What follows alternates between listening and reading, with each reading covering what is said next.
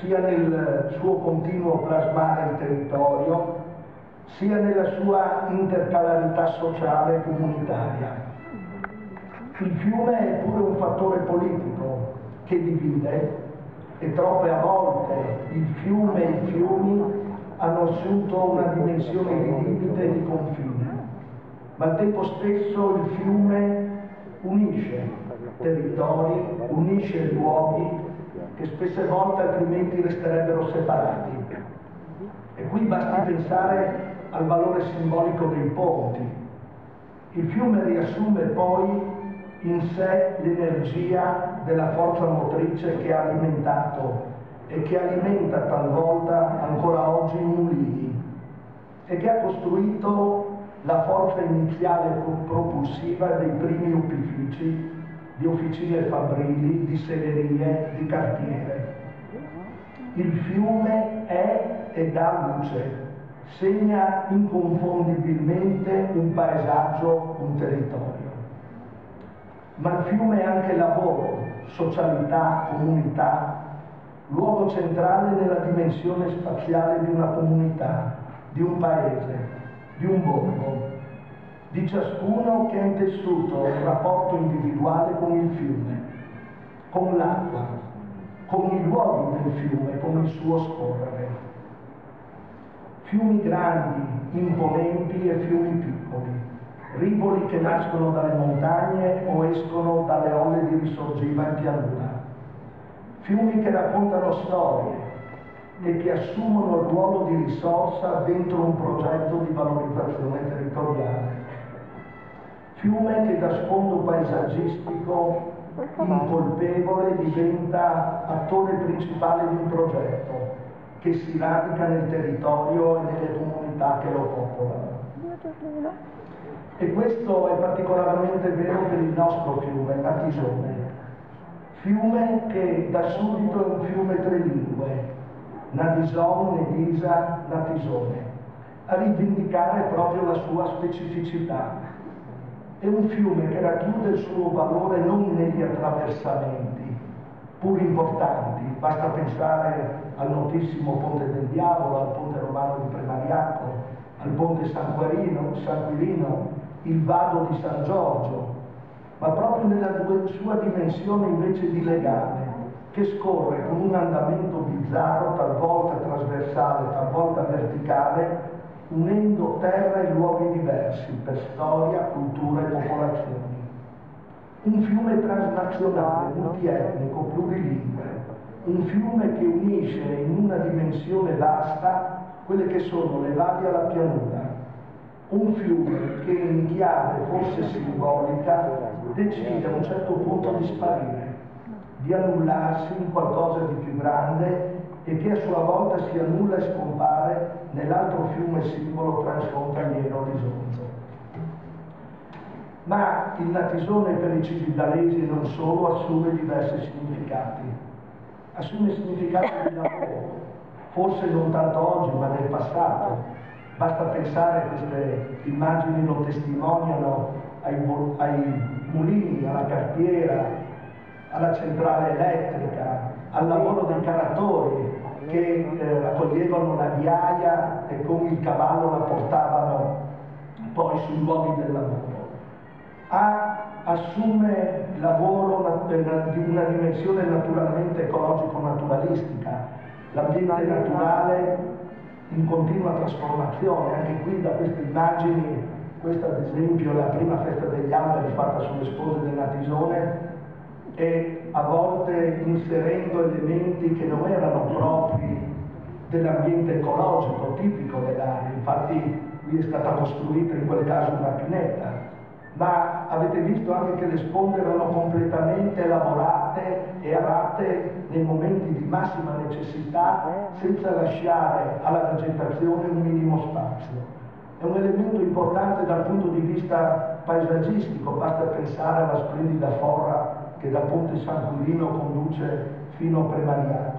Ma è un fiume anche che talvolta e soprattutto in passato ha mostrato tutta la sua valenza e la sua potenza. Basta pensare alle diverse piene che hanno messo in crisi non solo le attività economiche sulle sponde, ma ha allagato i campi, ha portato via, come ricorda una citazione del 1500, il mantil dalla chiesa di Borgo Brossana, cioè la tovaglia degli altari di Borgo Brossana. E naturalmente è stato anche un luogo ed è un luogo di svago e divertimento. Tutti conoscono la valenza del Natisone dal punto di vista della balneazione, dal punto di vista dei tuffi, dal punto di vista dei luoghi che hanno creato una microtoponomastica assolutamente fondamentale. Chi non ricorda o chi dei civitanesi non gli viene alla memoria luoghi come la Cadiola, il Prato, il Lai, Gordi Pila, ricordare i gordi e i mulinelli che il Natisone ha e faceva nel suo scorrere verso la pianura. E poi le feste, il Festival del Natisone, e poi ancora il momento di incontro che tutte le generazioni hanno avuto nel Natisone. Evidentemente oggi la situazione è cambiata, il Natisone assume un valore sempre più paesaggistico, un valore ecologico e un valore non tanto nel vissuto individuale delle singole persone dei civitanesi. I ragazzi d'oggi forse non passano più tempo le giornate nelle sue rive, a volte nel passato addirittura c'erano delle bande che si clapavano, no? Per Natisone. Invece oggi evidentemente internet o i computer lasciano spazio a quella conoscenza. Evidentemente conoscere un fiume vuol dire conoscere i luoghi, vuol dire avere un rapporto col paesaggio, vuol dire interiorizzare degli aspetti valoriali che entrano in una dimensione progettuale più complessiva. Ed ecco qui quindi la necessità di pensare, ed è il senso del convegno di oggi, ad una progettualità di un fiume che non è solo un elemento panoramico, che non è un elemento simbolico emozionale, ma che diventa perno di un progetto in cui un elemento fondamentale della natura che segna fortemente il territorio diventa elemento di conoscenza, elemento di valorizzazione, diventa progetto per una sua fruizione, per una sua conservazione, per una sua tutela. E in questa prospettiva chiaramente il fiume non può essere solo di Cividale, non può essere dall'Ai alla Cartiera, non può essere solamente compreso in un piccolo tratto pur fortemente segnato dalla storia e dall'urbanizzazione. Il fiume va considerato nel suo complesso, dalle sorgenti, nelle altre zone delle valli del Torre, alla Slovenia, quando alla Sella di Staroselo gira per scendere giù immediatamente nella pianura a Prenariacco, alle Ghiaie, un fiume multidimensionale, dicevamo prima, è un fiume che ha paesaggi diversi e quindi diventa un elemento assolutamente importante in una politica di pianificazione e in una politica di progettazione. Oggi su questi temi il FAI ha organizzato qui a Cividale questo incontro. È un incontro importante per cominciare a ragionare attorno a questo fiume dopo un periodo che forse l'ha portato a essere dimenticato. A un fiume, ripeto, che assume un significato di valenza che supera quella che è la dimensione solamente per i civitanesi. E allora è un fiume che è stato cantato, è un fiume che è stato dipinto, è un fiume che è stato ricordato da grandi poeti, da grandi scrittori, è un fiume che è stato fotografato, evidentemente una città patrimonio dell'UNESCO, una città che sta cercando una sua prospettiva e una sua nuova dimensione, non può dimenticare questo elemento che segna in profondità il territorio. Lo dicevamo prima, il fiume ha un valore prettamente ecologico e il professor Zeppi ci racconterà del valore ecologico del fiume e dei fiumi. Il fiume ha un valore economico, il paesaggio oggi si sente sempre di più parlare di vendere il paesaggio o comunque di utilizzare il paesaggio in una dimensione economica e di questo ci avrebbe parlato Francesco Barangoni. Ma fondamentalmente il paesaggio, il fiume è un elemento del paesaggio e quindi ecco motivato l'intervento dell'architetto,